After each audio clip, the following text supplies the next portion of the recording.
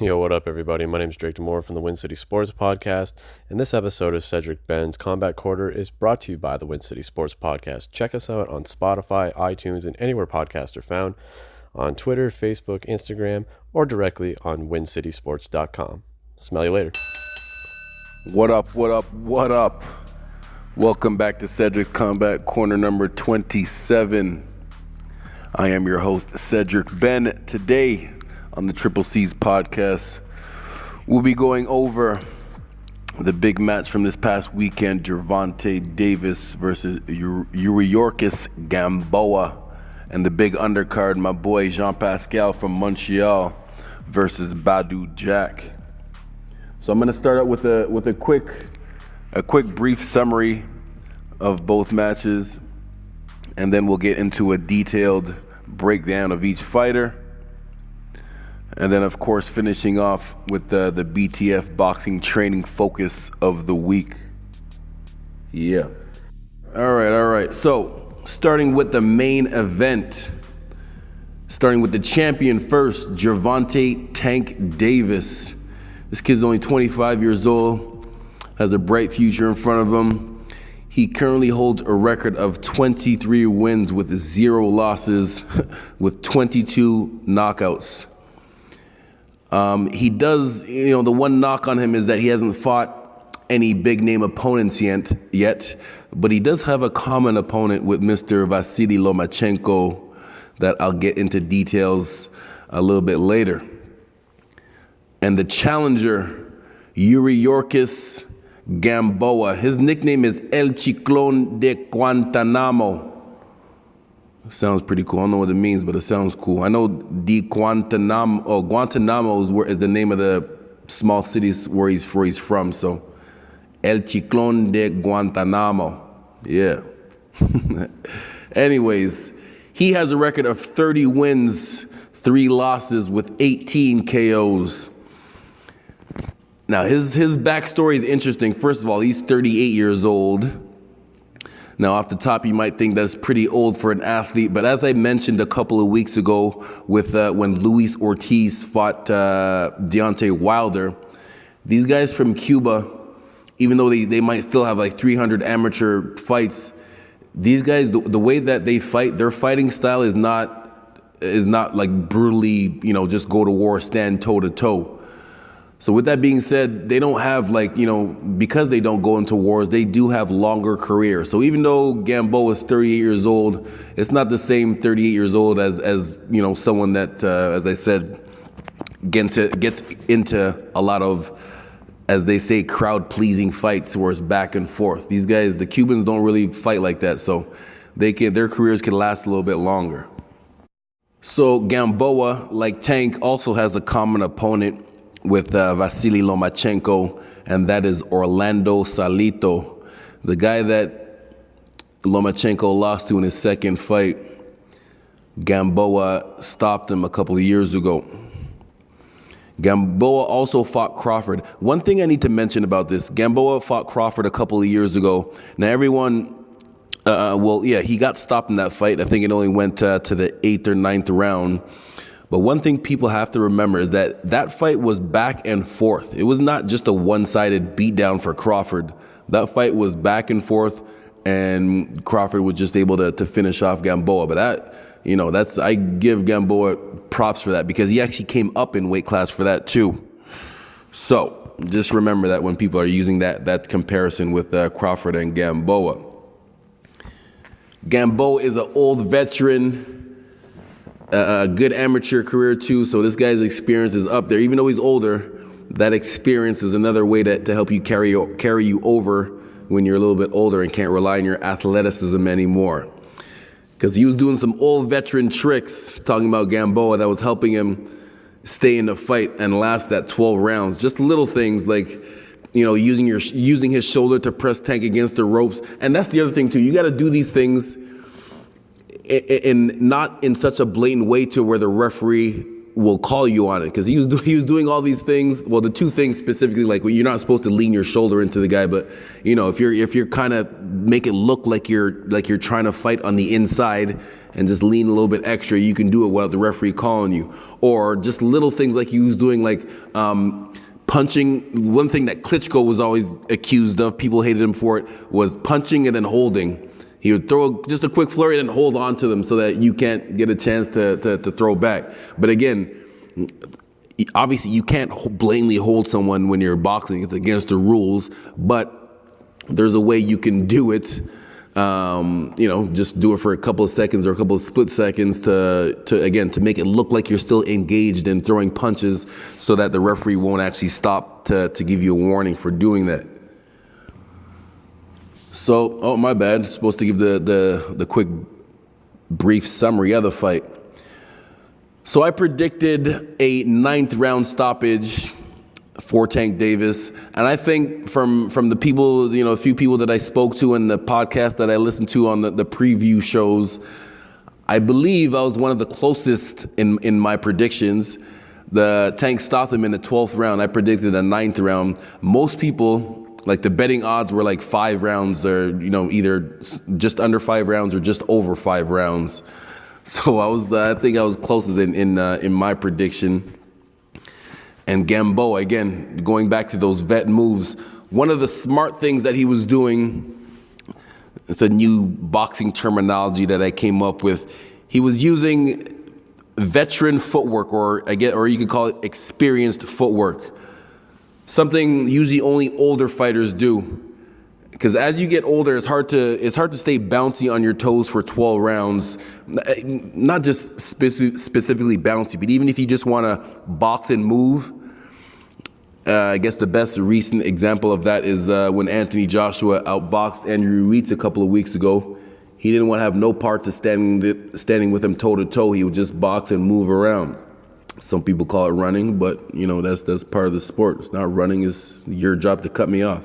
Anyways, as you get older, it's harder to keep that pace up. So another way that you can create space so that your opponent can't just maul you is by walking. Now, obviously, I don't mean not literally walking, but just moving in your boxing stance by taking long strides. Obviously, this is hard for me to explain verbally. Stop by the gym anytime, or maybe I'll make a quick YouTube video on this, but it's hard to explain it unless you're demonstrating it. So anyways, I'll do my best right now. So in your boxing stance, just 2 basic ways you can try to get away without so-called running. The first one, and this is what Gamboa was doing. The first one, step back and fake attack. So I'm standing right in front of you. I'm just going to take a long step back and make a fake, like some type of move to make you hesitate. You're either going to get your hands up to block because you think it's coming at you, or, some type of other defensive move. So that's for me. So step back, fake attack. That will just give you, that's not going to stop your opponent from coming forward, but that'll give you a split second to think about your next move, or you just use it to give yourself a couple seconds break to catch your breath. A couple seconds, literally like 2 seconds. The second one is a long step laterally. Again, not just walking, but in your boxing stance. Stepping left or to the right, making sure you're in your boxing stance, because you have to be prepared for either offense or defense. So try to visualize me standing right in front of you, and we're both in our boxing stances. I take one step, I take one step to my right. We're still within punching distance of each other, but not effective punching. Even you can still throw something, but it's not going to be effective if you're punching sideways. So of course, if you step, your opponent's going to try to cut you off. Because you were the first person to move, you're obviously waiting for the reaction from your opponent. So while your opponent is stepping, you can either take another step yourself to create that space again, or you can time it and throw a quick jab or a quick cross just to make sure your opponent keeps their hands up. Again, these 2 things are not something that's going to keep your opponent completely off of you. They're just 2 moves that'll give you a couple of seconds for you to think about your next move, or just to give yourself a couple seconds rest so that your opponent is not just right on top of you the whole time. And this is how I believe Gamboa was able to survive 12 rounds with the young phenom in Tank Davis. If this is true, I after I watched the fight again, I specifically was looking at Gamboa's footwork, because apparently in the second round he tore his Achilles tendon. So just think about everything I just told you about the, stepping back side to side. He was doing all this apparently with a torn Achilles tendon. Now, I've torn my Achilles before, so I kind of know the feeling, and it is possible. You can, as long as you don't put too much pressure, you can still stand up and move. You just can't put the pressure like do a calf raise, or if you're going ready for a sprint, you can't push off of it. That's the difference if you have a torn Achilles. So the way he was moving around, he was just keeping his foot flat. He wasn't extending it. And shit, man, I give him extra props for being able to go 12 rounds with a friggin' torn Achilles. That is something else. So for his future, again, he's 38 years old, but he's a young 38 years old because he didn't get into too many wars. Actually, whoa. Let me take that back. I just realized I forgot about an important statistic that might make Gamboa an exception. I mentioned before how the Cuban fighters don't get into wars, and they rarely get, they don't ever get into wars. However, Gamboa is that exception. I forgot about this statistic. He's actually been dropped 15 times in his career. 15. I don't know. That's definitely high. I don't know of any other boxer that's that high. Usually they would mention it if anybody else was that high. But you got double-digit amount of droppings. Like, he's only been knocked out, stopped 3 times, but he's been dropped 15. So Gamboa might be that exception to the rule of the Cubans that don't like to go to war, but it's more so it's just keeping his hands up. Because when it comes to the skills, it's not that he doesn't know how to keep his hands up or have good head movement, but sometimes when he's in the mix, in the middle of the fire, he'll just stand inches away from the person with his chin just wide open, which is he has these defensive lapses. Anyways, if you're gonna continue, please keep your mother effing hands up, because everything else was good, really. This guy, he was still throwing combinations to at least keep Tank from just blasting him. Now, I'm going to talk about Tank in a second. A lot of people think the reason why Tank didn't press the issue is because he was his cardio wasn't up to par, which could be believable, but I don't think that was the whole story, because it's not like it's not like his mouth was open and gasping for air. I think it was more hesitation than lack of cardio. Yeah, so last thing for Gamboa, just keep your mother effing hands up, please. Offense is good. Take care of that Achilles, and fight smart, please. All right, now moving on to the Tank. Again, 22 out of his 23 opponents have not gone the distance. One of probably his number one attribute for Tank is his ability of timing his one-punch power punches. Because he's not the type of boxer, he doesn't really throw a lot of pop combinations. He's very good at popping the jab to the head and to the body. But you can definitely tell that he's looking to set up that bomb. Now, many people believe that he is not ready for the upper level guys like Lomachenko and Teofimo Lopez and these guys, because of this style of how he just likes to throw. He has a low punch output, and it seems like he just relies on that power to beat guys. And as I say, when the guy's undefeated or only has one loss, it's hard to tell someone they need to change up their style if it's worked 22 out of 23 times. Now, here's the thing. Everyone's going to try to say he's fought nobody. And that is almost true. I'm not just talking about Gamboa, But the common opponent that he has with Vasily Lomachenko, who many regard as the #1 pound-for-pound best boxer in the sport, is a guy named Jose Pedraza. Now, 3 years ago, Gamboa fought this guy. Sorry, not Gamboa. Tank Davis fought this guy and stopped him in the 3rd or 4th round. Yep, stopped him in the 3rd or 4th round. At the time, nobody was really thought too much of it. Everyone was just saying, yeah, he needs to fight somebody. This guy's a bum, blah, blah, blah, and then move on. But 3 years later, Mr. Lomachenko fought the same opponent and went 12 rounds with him. So you gotta rethink that Jose Pedraza is not a bad boxer. You either gotta give him credit, give Tank credit, or you gotta diminish Lomachenko. You gotta pick one of them. You can't have both. You either gotta give Tank credit for that 3rd round stoppage of him, or you gotta take away some of the invincibility aura around Lomachenko, because he is nice. He is nice. So yeah, extra nice. So just keep that in mind. Timing. I mentioned that before. Like Tank, he's not just randomly whipping his punches. Like these are like very good timed punches, and he throws them from different angles. Now, please correct me if I'm wrong. Email me or send me a DM on any social media at Cedric Sports. If there's another fighter today that lands as many lead straight, not just straight punches, lead straight cross punches as Tank.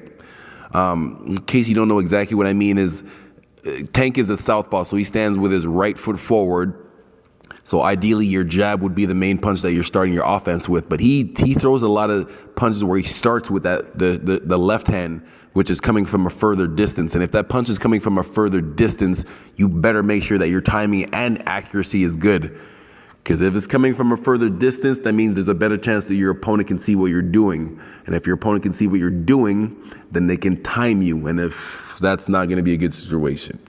So that is Tank. I give him credit for that. I don't think there's anybody in the game right now that throws as many lead cross punches as Tank and successful with it.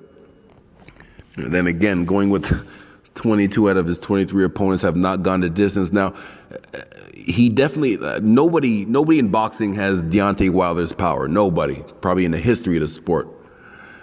But I believe Tank does have Wilder type power for his division, that 135-pound division. And it's actually funny that he said that he's still good to make. He missed weight for this. He weighed in like a pound extra, pound over the limit, 135. But he still said that he still could make 130.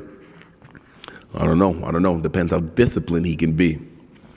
Again, he's only 25, so he should still be good with it's not that hard to lose weight when you're still in your 20s. So yeah, we'll go from here. So there you have it. Gervonta Tank Davis takes out Yuriorkis Gamboa, his toughest competition yet. And let's see what happens in the future, man. Lots of good fights at that lower weight division. Lomachenko, Teofimos Lopez. Hopefully we'll be getting it on in April. And then, yeah, we'll go from there. Now, got to move on to the co-main event. My boy Jean Pascal from Montreal against Badou Jack. This was a close one.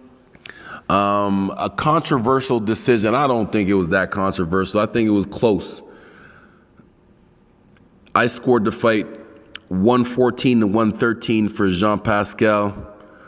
And, I'll be honest, I was going for Pascal. He's from my hometown, so, the close rounds, I was giving it to Pascal. But even watching the fight again, like at first I gave Pascal the first 7 rounds. People thought I was crazy for that. But, even my boy Randy, my boy Jesse, they were calling me crazy for this. But I honestly believe that.